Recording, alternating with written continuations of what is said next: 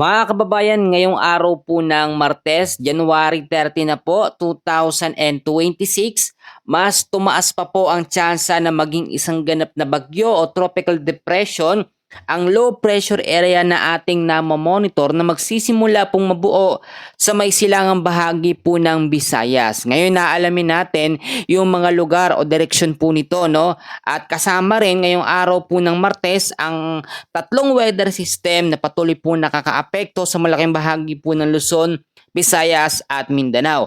Bago ho natin simulan, hihiling po muli ako ng pakiusap na i-like at i-share nyo po ang ating update. Malaking bagay na po yun para sa amin. Maraming salamat po. Kamusta po kayo? Magandang umaga po at ako po muli si Kuya Francis, ang inyo pong weather forecaster or tagapaghatid po ng balita sa lagay po ng ating panahon. So samahan nyo po ako sa minuto natin o sa saglit na update natin para din mo ma-explain ko sa inyo mabuti yung banta ng bagyong posibleng mabuo, no? Yung banta ng magiging unang bagyo ngayong 2026. So dito po muna natin sisimulan sa panibago pong inilabas ng Pag-asa na tropical cyclone threat potential. Tulad ng aking sinabi, mas tumaas po ang tsansa na maging tropical depression or mahinang bagyo ang LPA po na namo-monitor natin sa ngayon. At kung makikita nyo sa ating pinagbabasihan na tropical cyclone threat potential, ipapakita ko po sa inyo dalawang mapa po ito. May week 1 at may week 2. So week 1 natin simula po January 12 hanggang sa January 18, consistent po na nakikita na nasa high chance na kategorya ng LPA etong sama ng panahon para maging isang tropical depression or mahinang bagyo.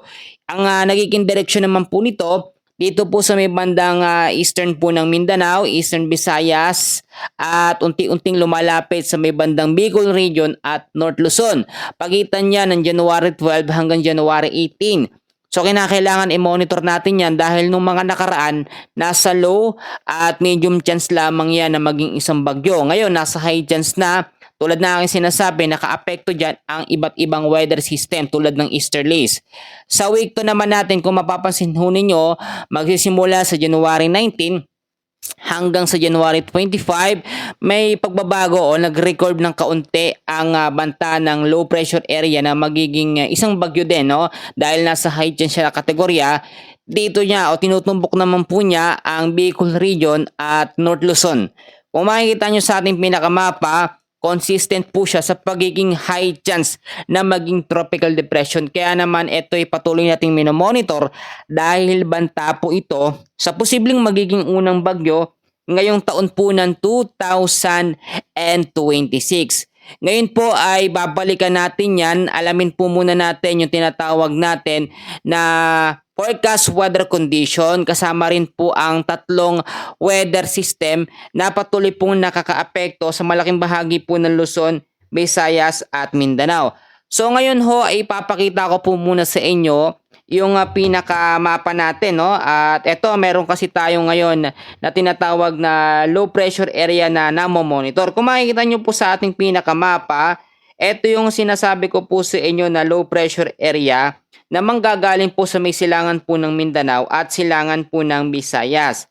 Sa ngayon, meron na itong sirkulasyon at ito ay may tsansang maging bagyo, no? At tatawagin po itong bagyong Ada kapag nasa loob po ng ating Philippine Area of Responsibility.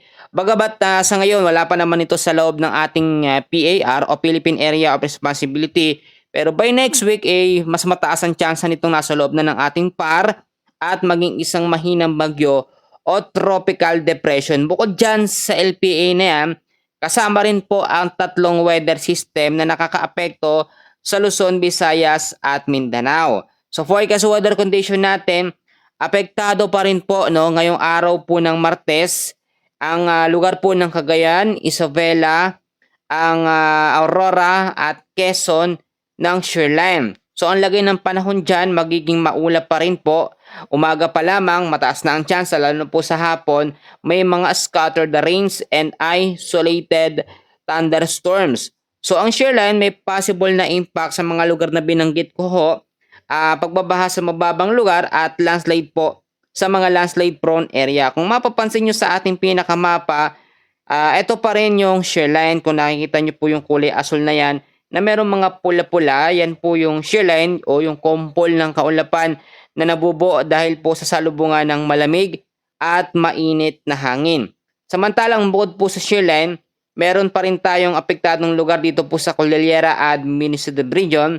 Kasama na po ang nalalabing bahagi ng Cagayan Valley dahil naman po sa northeast monsoon or hanging amihan. So lagay ng panahon dyan, may tsansa o mataas pa rin ang tsansa ng maulap na kalangitan na magkakaroon po ng mga light rains or mga mahinang pag-uulan dahil po sa amihan. Bagamat ang amihan naman o northeast monsoon, wala naman yan masyadong significant impact sa mga direktang lugar na naaapektuhan.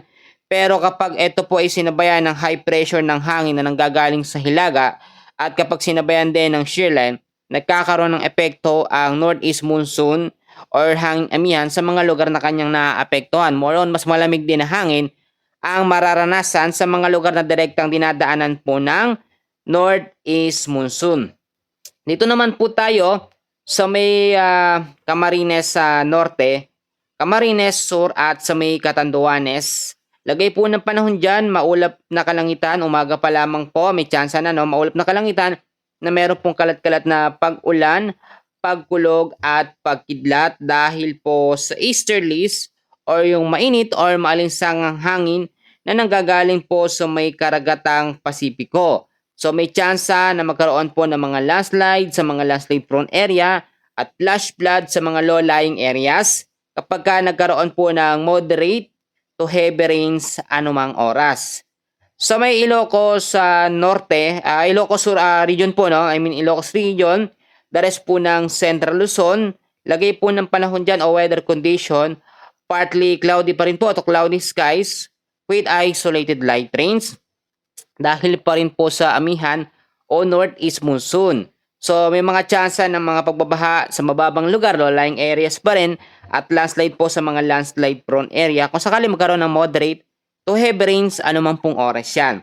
Dito naman tayo, marami nag-aabang dito sa may Metro Manila at the rest po ng Luzon, Visayas at Mindanao ay patuloy pong maapektuhan pa rin ng easterlies o yung mainit na hangin sa karagatang Pasipiko. So sa Metro Manila at ilang bahagi ng ating bansa, mataas ang tsansa ng maulap na kalangitan na merong mga isolated rain showers or thunderstorms lalo na po bandang hapon po at sa gabi. So kung titignan nyo naman, kahit po itong LPA na ating minomonitor malayo pa sa ating Philippine Area of Responsibility at sa ating Philippine Landmass, patuloy na po itong minomonitor at pinaghahandaan dahil itong LPA na yan ay tumataas ang tsansang maging unang bagyo ngayong 2026. Sa mga hindi pa nakakaalam, tatawagin pong bagyong Ada ang magiging unang bagyo ngayong January 2026. Aalamin natin yung mga lugar na madadaanan nito at kung ito po ba ay magiging typhoon o super typhoon category. I-explain ko po sa inyo one by one at para din po clear sa ating mga kababayan kung ano yung mga dapat nating gawin or mga paghahanda sa ganitong klaseng senaryo na meron po tayong mga banta ng low pressure area na tumataas ang tsansa na maging isang ganap po na tropical depression or mahinang bagyo. Kung makikita ho ninyo, sinabi ko na, simula kahapon pa ito, January 12 hanggang sa 18, eto po, no, magiging consistent ang kilos nito, nalalapit po dito sa may bandang silangan po ng Mindanao. At unti-unting lalapit dito sa may silangang bahagi ng Visayas, kasama po ang area ng Bicol region. So pag sinabi naman kasi natin mga kaibigan ko na Bicol region at itong ilang bahagi po ng Eastern Visayas, yan yung mga lugar na usually dinadaanan ng mga bagyo nang gagaling sa may bandang silangan. So pag sinabi po natin mga kaibigan ko na Eastern Visayas, kasama po dyan ang Biliran, Eastern Samar, Leyte, Northern Samar, Samar, Southern Leyte. So yung mga lugar na yan, sa ngayon hindi pa naman tayo 100% na sure na talagang dyan yung mga direktang dadaanan. Pero base po sa weather model at sa advanced weather system natin, gayon din sa tropical cyclone threat potential, dyan po yung tinutumbok. So mag-ingat na lamang tayo dahil kung mapapansin ho ninyo, tinutulak kasi ng easterlies yung low pressure area para doon po magkaroon ng direksyon at doon po kumilos. So, bukod po dyan sa Eastern Visayas, kasama rin sa pinaghahanda at posibleng maapektuhan ang ilang bahagi po ng Bicol Region kasama po ang Albay, Camarines Norte, Camarines Sur, Catanduanes, Masbate at Sorsogon. Mag-ingat na lamang tayo, yung mga lugar naman na binanggit ko, kinakailangan maging alerto lang dahil tulad na aking sinasabi, nagpakita na ang low pressure area at inaasahan bago po matapos ang buwan ng January ay meron po tayong ine-expect na mahinang bagyo. Nakita natin sa advanced weather forecast at ngayon po ay nasa high chance na category na po ito na maging isang tropical depression or mahinang bagyo. At yung sinasabi ko naman na magkakaroon ito ng recurve system, no? O magre-recurve ito kasi doon po sa ating tinatawag na pangalawang mapa, January 19 hanggang sa January 25, magbabago o may pagbabago sa kanyang direksyon. Mananatili siya dito nga po sa may bandang Bicol Region, papunta po ng North Luzon. Diyan po yan nakikita. So madadaanan nito yung mga areang naapektuhan po ng shear line. Kaya naman kahit po nasa low chance nasa high chance category na maging tropical depression itong low pressure area, kapag dumikit yan sa shear line, magkakaroon yan ng tinatawag po natin na rapid intensification, which is ito yung mabilisang paglakas po ng sama ng panahon dahil sa isa pang sama ng panahon. So nagkakaroon yan ng combination or parang nagsasanib yan, kaya po nagkakaroon ng double effect. At sa ngayon kasi, kino-consider din natin bukod sa LPA ang tatlong weather system na posibleng magpalakas nga po dyan sa low pressure area na may high chance na maging tropical depression. So ito ang sinasabi sa atin kung ito ba ay magiging typhoon o super typhoon category. Bagamat lumabas na o lumitaw na itong low pressure area, ay hindi pa lumalabas yung kanyang pinaka-area of probability na ating sinasabi. Sa ngayon kasi, kapag nasa high chance para maging tropical depression, automatic, papasok muna o magiging tropical depression muna siya, mahinang bagyo, bago yan lumakas into tropical storm, into severe tropical storm. Kaya kino-consider natin yon. Sa ngayon, hindi pa natin masasabi yan, pero kung pagbabasihan natin yung ating advanced weather model, base na rin dun sa tropical cyclone threat potential, ay pwede itong pumasok sa kategorya hanggang level 2 o signal number 2 na kategorya ng bagyo, which is eto nga pong tropical storm. Sa pagiging typhoon o super typhoon category, marami po tayong kino-consider dyan. Unang-una, doon sa ating advanced weather system, chinek natin yan araw-araw, chinecheck ho natin yan. Hindi naman nakikita ang nalalakas. Pero yung direction po niya, nagiging consistent dito po sa may bandang Eastern Visayas, at papuntang Bicol Region, at kapag nagdiretso pa ng kaunti, pa North Luzon hanggang sa may extreme Northern Luzon ang kanyang magiging direksyon. Pero kapag ang LPA na yan o kapag naging bagyo yan, tumaan po dito sa North Luzon, nakikita natin na itutulok siya pababa ng high pressure ng hangin. Yun po kung magiging mas malakas eto nga pong LPA na ito dyan sa high pressure ng hangin. Dalawa lamang yan. Kapag mahina ang LPA na yan, at naglandfall dito sa extreme northern Luzon, ibababa yan ng high pressure. Pero kapag mas malakas, baliwala sa kanya yung high pressure ng hangin at magtutuloy-tuloy lamang yan.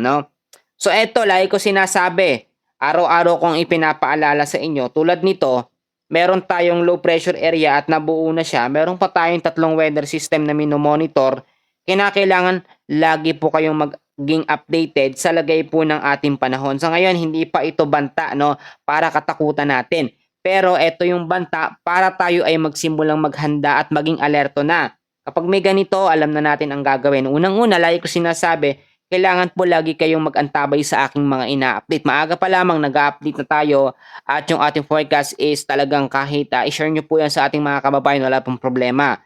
At yung pangalawa, lagi ko sinasabi na ngayon po meron tayong banta ng low pressure area, ay maglinis tayo ng kapaligiran once kasi na nagsimula na namang umulan. Ang LPA kaya magpaulan, ang tropical depression kaya magpaulan. Kapag tinamahan o dinaanan niya yung mga low-lying areas at maraming basura dyan, asahan nyo yung mga biglaang pagbabaha. Pero kung ngayon pa lamang po sinasabi ko na at ginagawa ho ninyo na maglinis tayo ng ating kapaligiran, lalo na po yung mga basura, mga plastic, bumabara kasi yan sa mga kanal, ay maiibsan natin yung mga biglaang pagbabaha. Kung sakali po magdulot ng mga malalakas na pag-uulan, itong LPA or banta din ng magiging tropical depression or magiging unang bagyong Ada ngayong 2026. Mas okay na po kasi yung nakahanda tayo kaysa hihintayin pa natin itong ma-develop bilang isang bagyo saka pa lamang tayo mag-aasikaso. So ano pa yung magiging silbi namin kung bakit kami nagbibigay ng mga advanced weather system o hindi rin naman natin pinapakinggan at sinusunod? Yung pangatlong paalala ko mga kaibigan, ngayon pa lamang po, i-check na natin, i-double check na natin yung mga importanteng gamit natin, lalo na yung mga dokumento, mga plastic. Bakit ko sinasabi? Kasi maraming beses na nangyari na kapag merong mahihinang bagyo o mga LPA, biglang nagbibigay ng malalakas na pag-ulan, hindi tayo naka-ready, ay talaga nagkakaroon ng mga pagbabaha. Then kapag mabaha na, doon pa lang ito-double check yung mga gamit, yung mga birth certificate, marriage contract, mga title ng lupa, lahat po yan ay mababasa, mababaliwala yan. So mag-double check tayo ng ating mga gamit, importante, ganyan din yung mga appliances. Yung isang paalala ko pa, lalo na po yung mga lugar na matadaanan ito nga pong LPA at kapag naging tropical depression, binanggit ko na, no? Diyan po sa may silangan ng Mindanao, manggagaling yan. Doon sa ating pinaka-weak 1, no?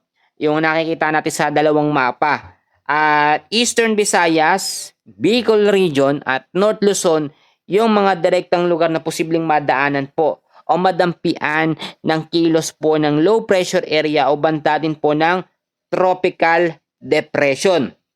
So ngayon, ang sinasabi ko, kahit meron tayong tatlong weather system, patuloy na makakaapekto yan, plus dadagdag pa itong LPA, magkakaroon ng double effect yan. Kaya naman kung mapapansin nyo sa ating panahon ngayon, mahirap i-predict, makulimlim pero hindi mo malalaman kung uulan ba o hindi.